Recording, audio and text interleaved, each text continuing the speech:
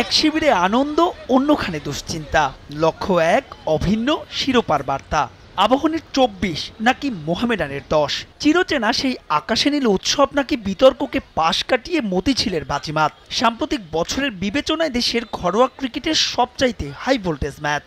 শিরোপা, মর্যাদা, অহম, যে ম্যাচের মূল্য মাপা যাবে না কোনো নীতিতেই। লিগ জুড়েই পয়েন্ট টেবিলে রাজ করেছে আবাহনী।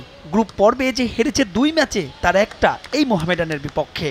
ঢাকা লিগের বাইলস বলছে রান রেট নয়, শিরোপার নিষ্পত্তি হয় হেড টু হেডে। তাই তো ২ পয়েন্ট এগিয়ে থাকলেও শিরোপা ধরে রাখতে জিততেই হবে আকাশী নীলদের। চ্যাম্পিয়নের লক্ষ্য নিয়ে টুর্নামেন্ট শুরু করেছিলাম বা লিগ শুরু করেছিলাম, এখন সেই লক্ষ্যের লাস্ট স্টেপ। প্লেয়াররাও এক্সাইটেড, দিনটা কখন আসবে, কখন খেলা শুরু হবে এবং দিন শেষে 4:30-5টার সময় কখন ট্রফিটা হাতে নেবে। সো চ্যাম্পিয়নশিপের জন্য আমাদের প্রতিটা প্লেয়ারের ভিতরে কাজ করেছে। আবাহনীর স্বস্তির নাম ব্যাটিং অর্ডার। কমল, ইমন, জিসান, মিথুন, মোসাদ্দেক। সেই তুলনায় বোলিং ইউনিট করপর্তা।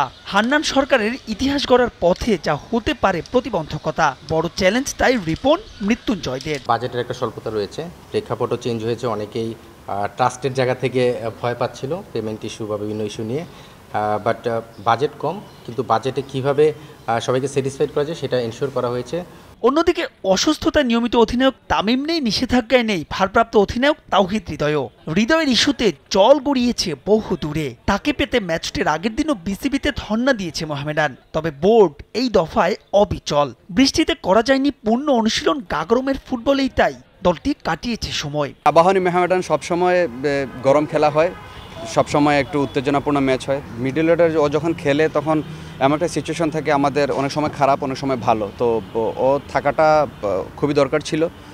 যেহেতু খেলবে না, সেহেতু খুবই মিস করবো, আমাদের টিম খুব মিস করবো ওকে। হাই ভোল্টেজ এই ম্যাচে আছে বৃষ্টির শঙ্কা। খেলা না হলেও অবশ্য শিরোপা উঠবে আবাহনীর হাতেই। ম্যাচ পরিচালনায় ফিল্ড আম্পায়ার তানভীর আর মুর্শেদ আলী খান সুমন। ম্যাচ রেফারি সেলিম শাহেদ আর টিভি আম্পায়ার মনিরুজ্জামান। মাহবুব রিমন, সময় সংবাদ, ঢাকা।